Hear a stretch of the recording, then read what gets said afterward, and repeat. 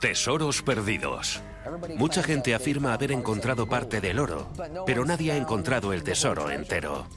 Desde la misteriosa riqueza perdida de buscadores de oro desafortunados Encontraron un cráneo con un agujero de bala.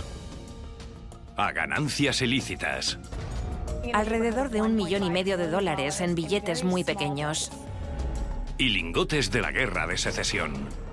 Este oro llevaba 150 años perdido. Y lo localizamos. Fortunas desaparecidas esperando ser encontradas.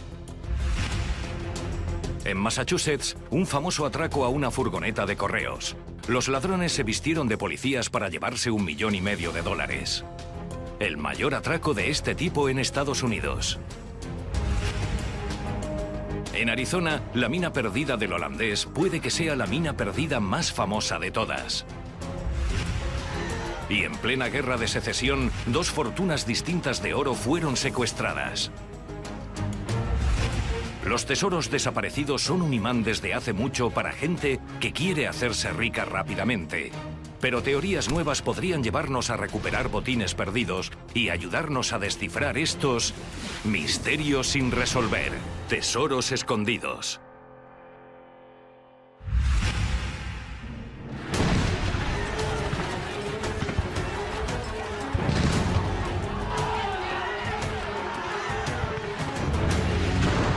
La guerra de secesión es el conflicto más sangriento que se ha producido en suelo estadounidense.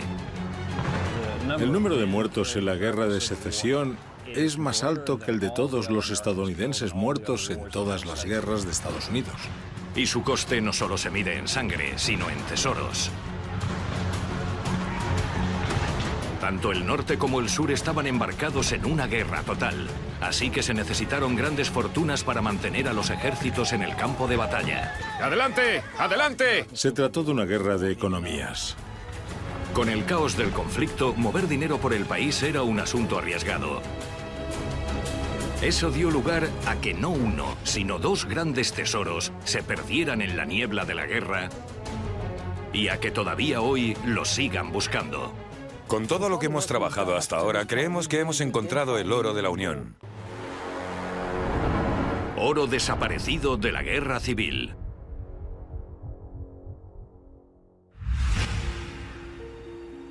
La primera reserva desapareció a mediados de la Guerra de Secesión. Era junio de 1863. Unas semanas después, la victoria en Gettysburg cambiaría el rumbo de la guerra a favor del norte. Pero de momento el destino de ambos bandos pendía de un hilo. Una caravana de carretas, escoltada por un pequeño destacamento de la caballería de la Unión, partió de Wheeling, Virginia Occidental, hacia Filadelfia. Las carretas iban cargadas de provisiones, pero eso no era todo. También transportaban en secreto lingotes de oro por valor de $1,000,000, 17 millones en la actualidad. El motivo por el que llevaron el oro a Filadelfia era para financiar el esfuerzo bélico. La Unión necesitaba llevarlo a la Casa de la Moneda de Filadelfia para pagar las nóminas militares. Para asegurarse de que los lingotes de oro se entregaban en su destino, los almacenaron en falsos fondos en las carretas. Ni siquiera los soldados sabían que estaban transportando el oro. Solo el oficial al mando, el teniente James Castleton, conocía el verdadero motivo de la misión. El plan era llegar tan al norte como para evitar a los soldados confederados. Cuando estuvieran en el norte, se suponía que debían empezar a trazar una curva e ir bajando. Pero a menos de medio camino hacia Filadelfia cayó enfermo y no pudo continuar. Así que le contó a su guía civil, James Connors, lo del oro. Creemos que en este punto fue cuando Connors decidió sacar provecho. Connors dijo a los soldados que por la seguridad del oro lo mejor sería esconderlo y enterrarlo. Connors siguió un sendero y los llevó a lo alto de la montaña más alta de Dance Run. A mitad de la bajada hay una cueva, de la que sale agua, así que creo que llevaron a los caballos por el lecho seco de ese río. A medio camino les dieron de beber y entonces decidieron esconder el oro en algún lugar, que sería esa cueva de Dance Run. Dance Run es una zona montañosa y boscosa al norte de Pensilvania. Después de esconder el oro en cuevas, los acontecimientos dieron un giro siniestro. Creo que Connors envenenó a todos los soldados. Es muy posible que lo echara en el café y después de sellar la cueva, les dio el veneno. Los cuerpos que se encontraron junto a un manantial cerca de Dents Run varios años después, se cree que son los restos de los desafortunados soldados. Todos los cuerpos estaban tumbados en el agua y es algo que suelen hacer las ratas cuando las envenenan. Van corriendo hacia el agua. Yo creo que los envenenó a todos. Connors apareció en Lock Haven, Pensilvania, a más de 100 kilómetros de Dents Run, diciendo que la caravana había sido asaltada por ladrones. Los investigadores sospechaban que él había robado el oro, pero como no tenían pruebas, le pusieron en libertad y siguió viviendo hasta el fin de sus días en Pittsburgh, sin señales obvias de tener una gran fortuna. Ahora, después de más de 150 años, la cueva del oro escondido de la Unión por fin podría haber sido encontrada. Teoría. El oro de la Unión está escondido en las colinas de Pensilvania. Dennis Parada y su hijo Kem son los fundadores de una empresa de recuperación de tesoros perdidos llamada Finders Keepers. El nombre hace referencia a una ley de 1860 que se aplicó en todo el país. El que encuentra el tesoro se queda a la mitad y el dueño del terreno la otra. A principios de los años 80, Dennis Parada conoció a un hombre que tenía un mapa detallado de una ubicación en Dents Run, Pensilvania. Convencido de su autenticidad, Dennis y Kem se dirigieron hacia las colinas. Pasamos detectores de metales por la superficie del sitio y encontramos muchos artefactos del periodo de la Guerra de Secesión. Encontramos balas, casquillos, trampas de animales, huesos, botones, latas y un montón de cosas de la época. En total fueron 16 artefactos del periodo de la Guerra de Secesión. Se decía que eran del periodo de la Guerra de Secesión, sobre el 1860. Como el sitio está en terreno estatal, los Parada compartieron sus hallazgos con las autoridades de Pensilvania. Dijimos que queríamos ser sinceros sobre este tema, que no íbamos a ocultar lo que hacíamos y que informaríamos de nuestros hallazgos. Y eso hicimos. Para su sorpresa, el Estado dice que los artefactos que han recuperado no son de la época de la Guerra de Secesión, sino de principios del siglo XX. Aún así, padre e hijo regresaron al lugar en Dents Run con su mapa. Y en la primera hora encontramos la cueva. Esa cueva estaba en el mismo sitio que en el mapa. Así que estábamos cavando en la cueva, abriendo un túnel, y descubrimos que no había salida. Habían amontonado una larga fila de piedras planas. Miramos hacia arriba y había manchas de hollín en el techo de la cueva y el hueco solo medía como 1 metro. Teníamos estas manchas de hollín delante de las narices y nos fijamos y vimos marcas de cincel. Había agujeros para colocar antorchas. Y vimos que las manchas de hollín eran más anchas donde habían estado las antorchas. Y había un camino estrecho por donde pasaba el humo. Y seguimos buscando, y había más marcas de cincel, y más marcas de hollín. Y todo eso llevaba hasta la pared. Así que tenía que ser allí, y tiramos abajo la pared.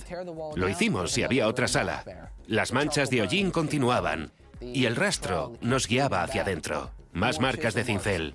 Alucinamos, habíamos encontrado algo.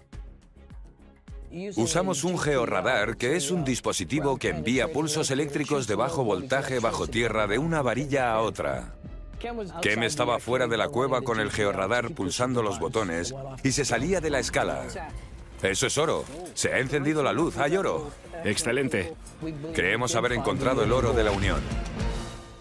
Cuando vimos que según el georradar había oro, fue muy emocionante, pero no estábamos seguros de qué habíamos encontrado. Teníamos que realizar más lecturas e investigar más. Queríamos confirmarlo y tener una idea más precisa. Solo porque dijera que había oro no significaba que fueran lingotes de oro. Podría haber sido una veta de oro, una pepita. Así que cambiamos de sitio las varillas de cobre y seguimos haciendo más pruebas. Y para avanzar trajimos otros dispositivos como detectores de metales, otros georradares, localizadores de largo alcance. Todo decía que había oro en ese punto. Ni por allí, ni por allí. Oro del tamaño de esta mesa. Seguía poniendo oro en el mismo punto.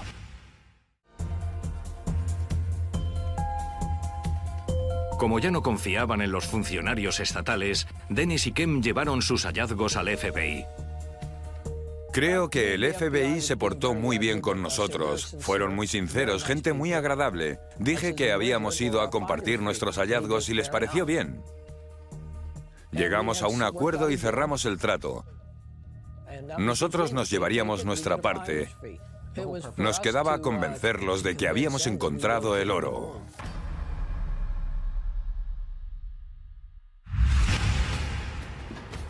Como confiaban en el FBI y en la ley sobre los tesoros, los Parada acompañaron a los agentes a la cueva. Estamos en el sitio de Dents Run y con suerte recibiremos la aprobación del gobierno o alguien vendrá a acabar dentro de un par de días. Fuimos a la cueva el 13 de marzo por la mañana y había agentes del FBI por todas partes, 30 vehículos en la carretera. Estuvimos en el coche durante 6 horas, nos ordenaron que no saliéramos y luego lo dejaron. Pregunté qué pasaba y dijeron que tenían hambre y frío y que se iban a casa. Al día siguiente, los Parada recibieron unas noticias perturbadoras de la gente de la zona. Nos preguntaron si no habíamos visto los camiones blindados y dijeron que habían estado cavando hasta las 2 de la madrugada. Así que nosotros confiamos en el FBI. Nos fuimos a casa a dormir pensando que todo iría bien. No sabíamos que estarían cavando por la noche mientras no estábamos allí. Habíamos acordado que estaríamos allí para ver qué pasaba. La noche siguiente, los Parada colocaron cámaras de rastreo alrededor del sitio. Nadie sabía lo de las cámaras, así que fuimos a ver qué había pasado y tenemos fotos de ellos excavando por la noche.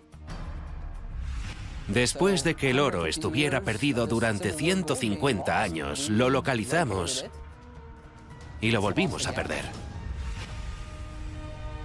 Creen que por fin se ha recuperado el oro de la Unión y que el gobierno lo está ocultando.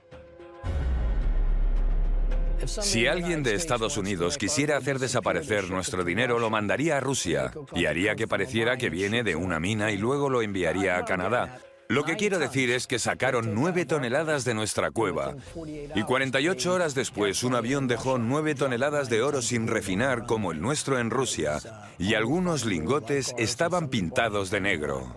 Apareció en las noticias. ¿Qué probabilidades hay? ¿Acabaron nuestras 9 toneladas en Rusia y volvieron a Canadá? No lo sabemos. Yo no voy a decirlo. Yo ya lo he dejado. No quiero involucrarme.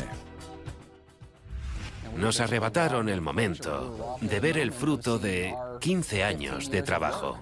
No solo se llevaron el oro, se llevaron nuestra historia. Ha muerto gente por ese oro, murieron soldados. Hay demasiada avaricia en el mundo. El oro de Dents Run desapareció cuando la guerra de secesión estaba en pleno apogeo, pero otra fortuna se desvaneció justo al final del conflicto. La guerra enfrentó al norte industrial contra el sur agrícola.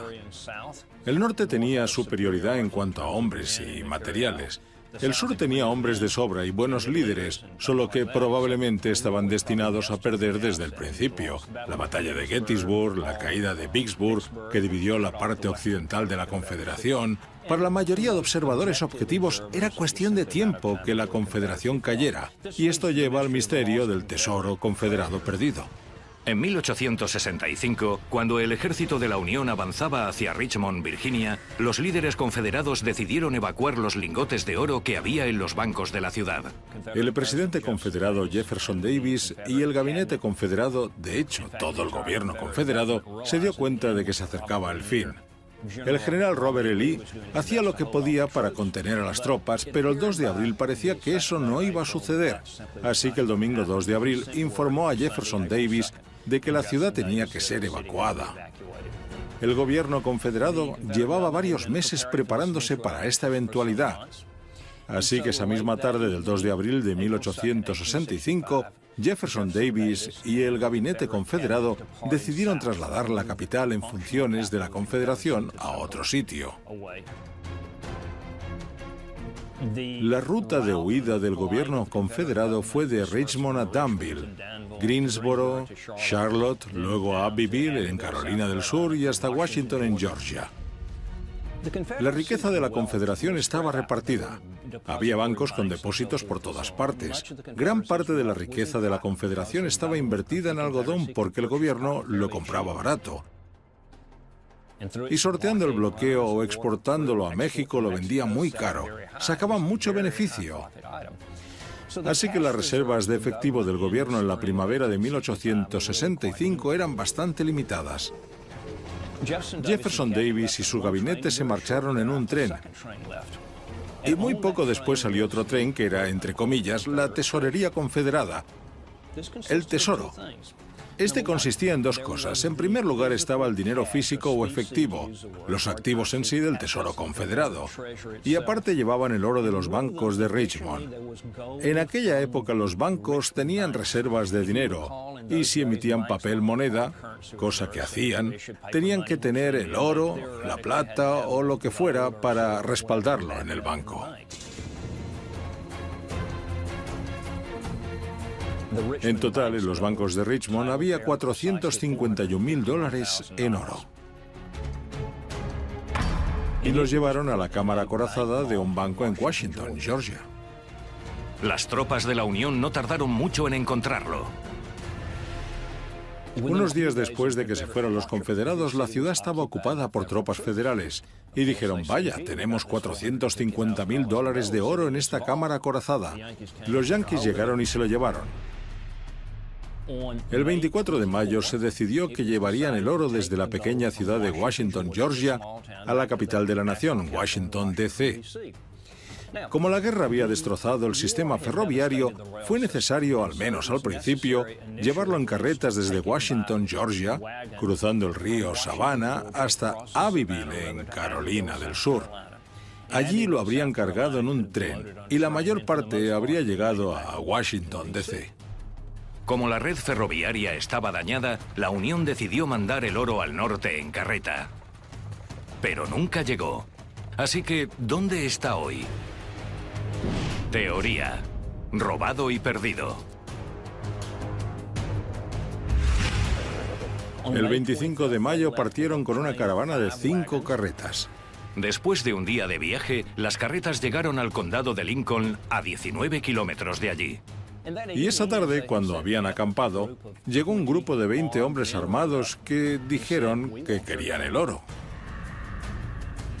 Los guardas del tesoro se vieron superados en número y rápidamente se rindieron sin realizar ningún disparo. Se dijo, y probablemente fuera correcto, que los que les asaltaron en realidad eran antiguos soldados confederados, porque en aquella época el campo era peligroso. Estaba lleno de rezagados, desertores y bandas. Era una época bastante anárquica. Ni siquiera 20 hombres con caballos pudieron llevarse $450.000 de oro. Según cuentan, se les caía oro por todas partes y el camino quedó cubierto de oro y tuvieron que tirar cosas para desaparecer en la noche. Tropas de la Unión llegaron a recuperar un tercio del oro. El resto nunca apareció.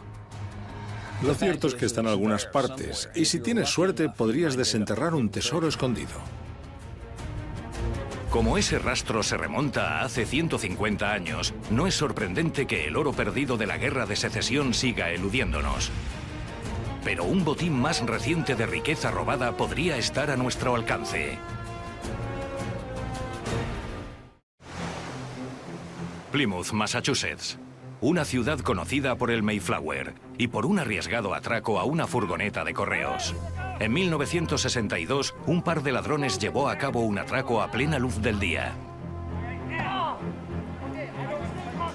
Uno de los mayores robos de este tipo. Aproximadamente $1,5 millones en billetes muy pequeños. Ladrones disfrazados de agentes de policía atracaron un camión de correos que llevaba varias sacas de dinero. El atraco a la furgoneta de correos de Plymouth es uno de los crímenes sin resolver más famosos de la historia estadounidense, en el que participó un joven abogado, F. Lee Bailey. Este atraco fue uno de los mayores robos de dinero en efectivo y ciertamente es el más importante que conozco.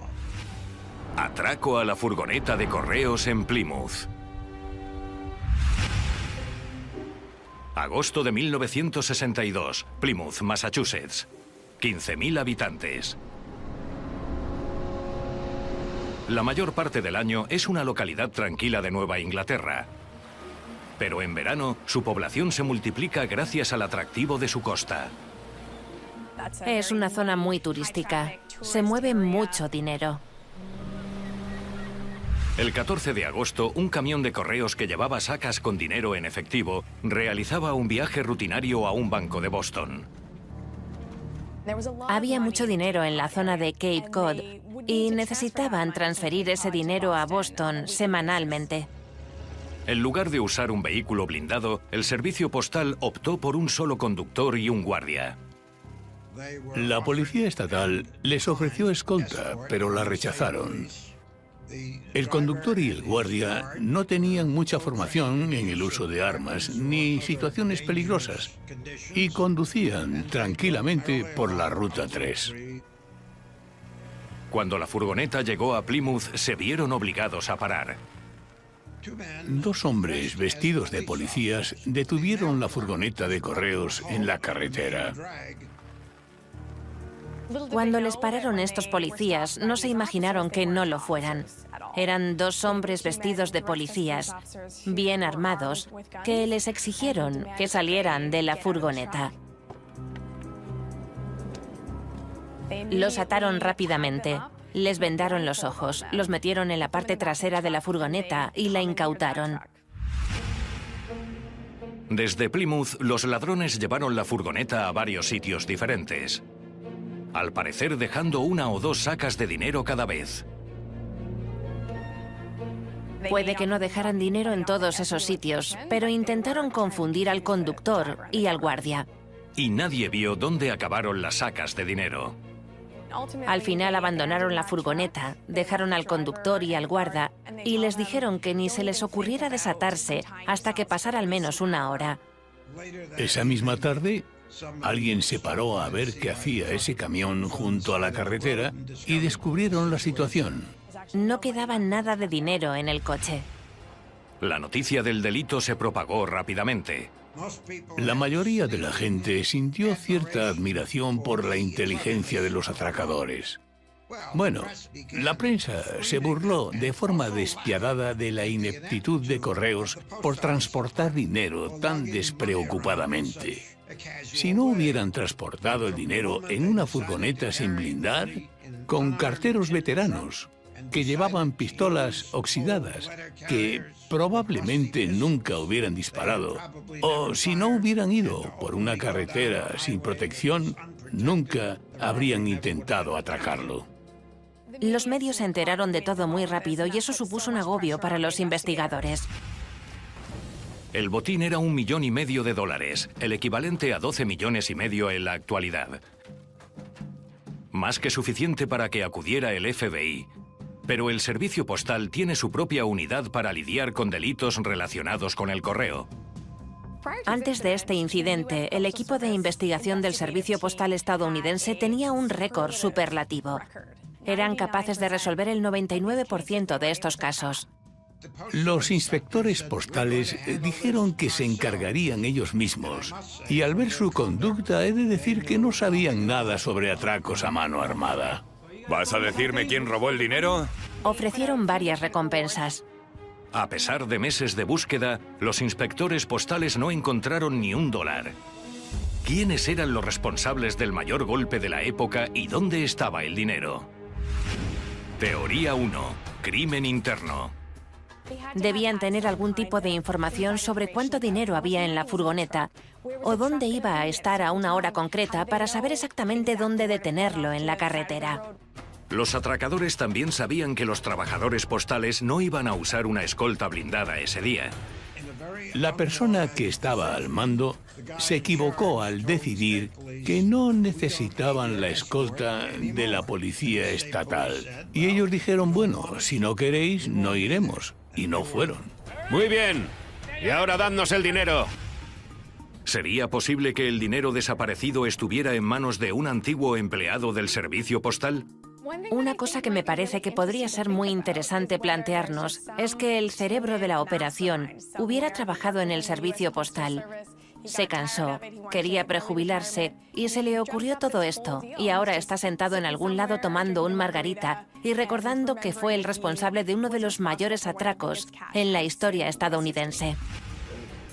La policía postal investigó la posibilidad de un crimen interno, pero se encontró con un callejón sin salida.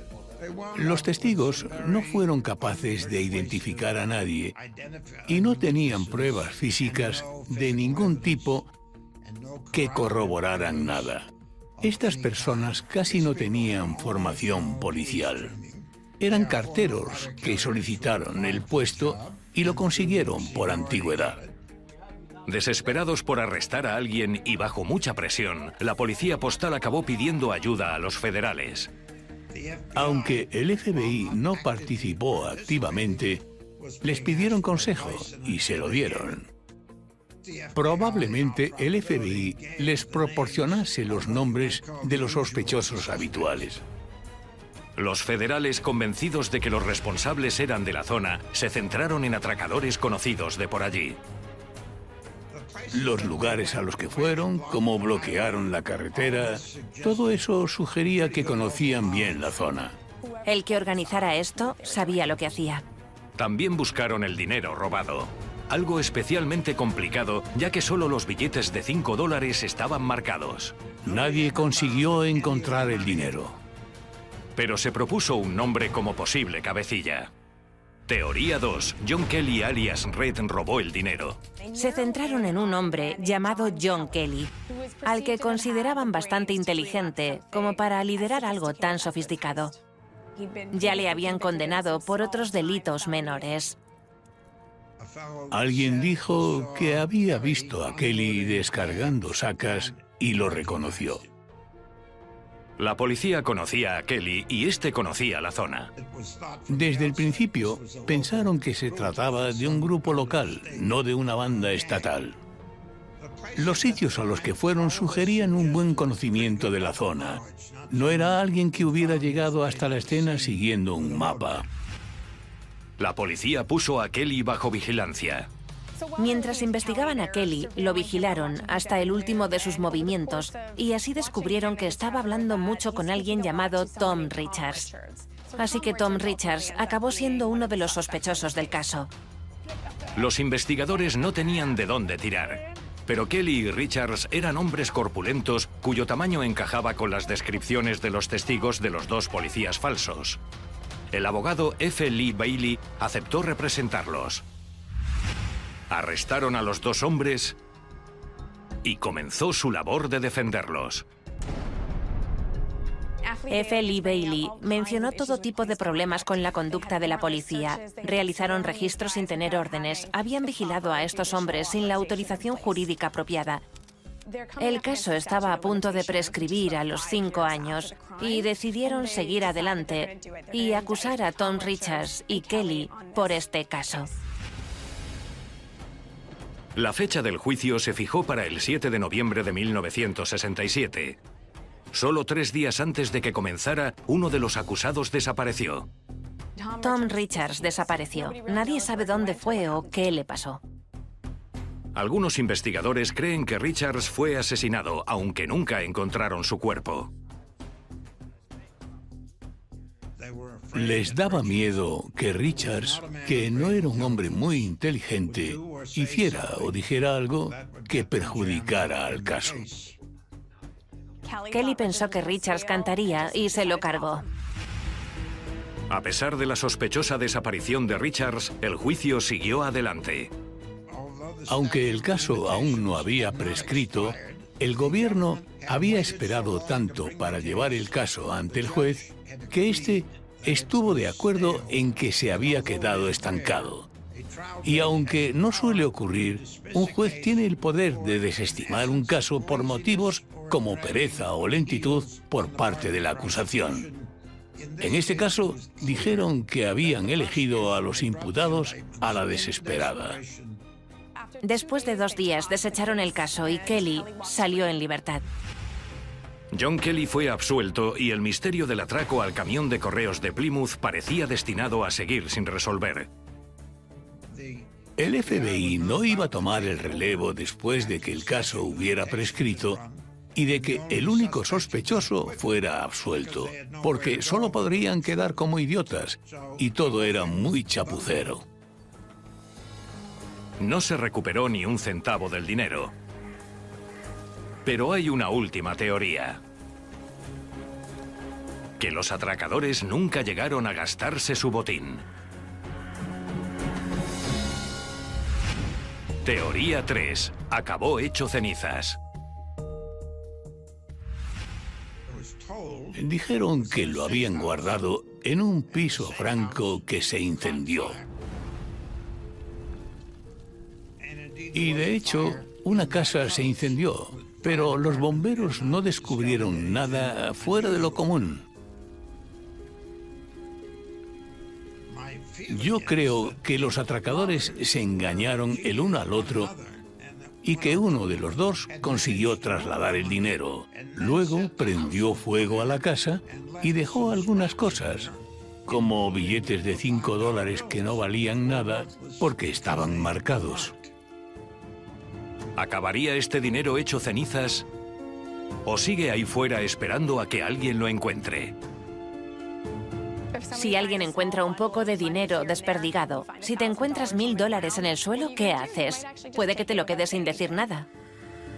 Creo que es posible que a día de hoy siga habiendo pequeños alijos de dinero que están ocultos. A lo mejor los han encontrado o siguen ahí. Nunca lo sabremos.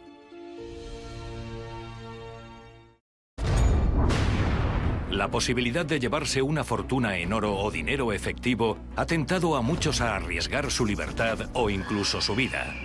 Pero pocos tesoros han dejado un rastro de muerte a su paso, como un famoso botín oculto en algún lugar de las montañas de Arizona, la mina de oro perdida del holandés.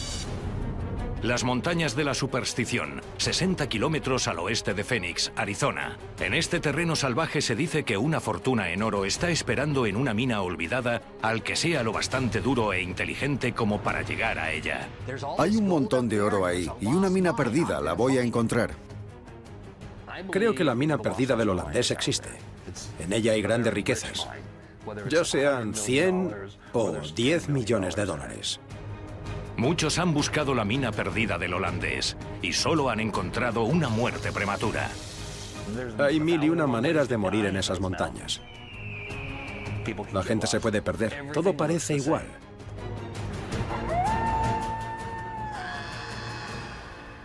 Ha ido gente que nunca ha regresado. Pero ¿y si los cazatesoros hubieran estado buscando en el lugar equivocado? ¿Podría una nueva teoría explicar por qué la mina perdida del holandés nunca ha aparecido y permitir que por fin se descubra una fortuna en oro? La mina perdida del holandés.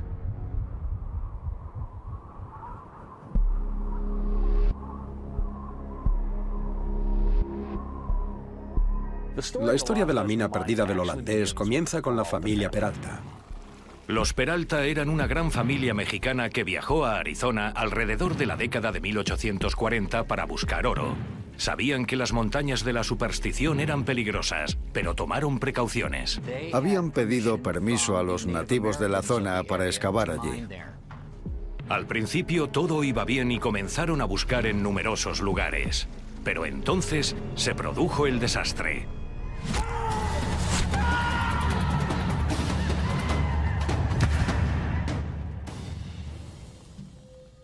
Los apaches de la zona estaban enfadados. Se habían pasado excavando en esa zona y no querían el oro para nada. Pero esa zona en particular tenía una importancia religiosa para ellos.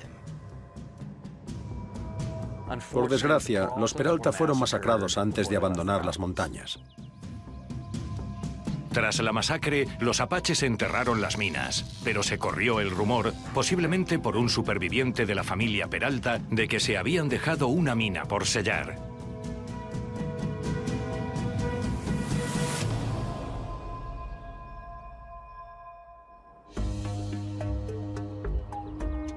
Veinte años después, un buscador alemán llamado Jacob Waltz llegó a la zona.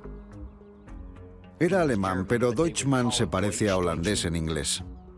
Vino a Estados Unidos siguiendo la fiebre del oro de California. Y desde ahí llegó a la zona del río Colorado, aproximadamente en 1867 o 68, y se asentó en la zona de Phoenix. Waltz tenía en su punto de mira las montañas de la superstición. Jacob Waltz entró en escena mucho después de la masacre. Posiblemente con ayuda de un familiar de los Peralta, Waltz encontró la mina rápidamente. Jacob Waltz llegó a extraer oro de la mina. Tenía un alijo de oro. Waltz mantuvo en secreto su hallazgo. Jacob Waltz no necesitaba dinero. Llevaba una vida muy sencilla. No quería llamar la atención. Siguió trabajando tranquilamente los siguientes 30 años.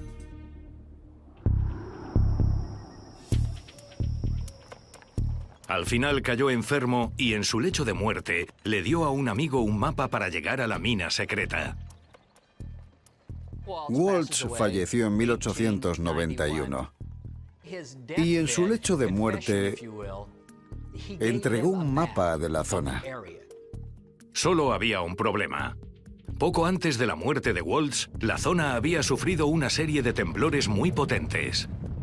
Se produjo un gran terremoto que lo destrozó todo.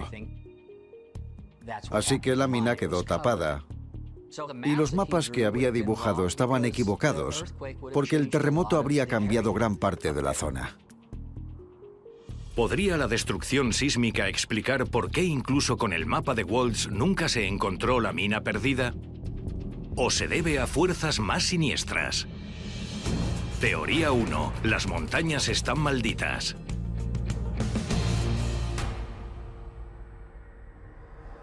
Yo creo que hay una maldición. Cada vez que una persona sube a buscar algo, su avaricia se apodera de ella. Y eso se mezcla con todo el folclore. Allí arriba la gente acaba asesinada, decapitada. A otros les han disparado. Hay gente que desapareció. Se han dado circunstancias muy trágicas en las montañas. Un grupo de hombres fue a las montañas y creemos que uno se puso en contra del resto. Son cosas que pasan. Desde que se excavó la mina han muerto decenas de personas. Hasta en 2010, cuando 3 senderistas fallecieron mientras buscaban el oro. El gran misterio que inició todos los demás fue el de Adolf Ruth. La historia comenzó en 1912, cuando el joven abogado Erwin Ruth proporcionó ayuda legal a un hombre de la zona, Pedro González, y evitó que fuera a la cárcel. Como agradecimiento, González le entregó a Erwin unos mapas antiguos que supuestamente llevaban hasta la mina perdida. Le dijo que era un descendiente de la familia Peralta que encontró oro en las montañas de la superstición en la década de 1840. Erwin, por su parte, le dio los mapas a su padre, Adolf, que resultó ser un cazatesoros aficionado. En 1931, Adolf se propuso encontrar el oro. Subió pensando que sabía dónde estaba la mina. 2 rancheros le llevaron a las montañas y supuestamente le dejaron allí. Él nunca regresó ni volvió a aparecer. Lo buscaron pero nunca lo encontraron, nada. Hasta varios meses después, cuando encontraron un cráneo con un agujero de bala. Algunos creen que los apaches echaron una maldición para castigar a los que excavaban en sus tierras sagradas. En esas montañas siempre sientes que te están observando. Siempre he creído que las montañas son un ser vivo. A veces caminas por las montañas y sabes que te van a decir, te vamos a dar una paliza y vamos a acabar contigo. Si quieres hacerte una idea de qué tipo de sitio es, ve allí solo a pasar varias noches. Eso te cambia. La montaña te hace sentir distinto. Es muy raro. Cuando vas a las montañas tienes que respetarlas, y también al desierto.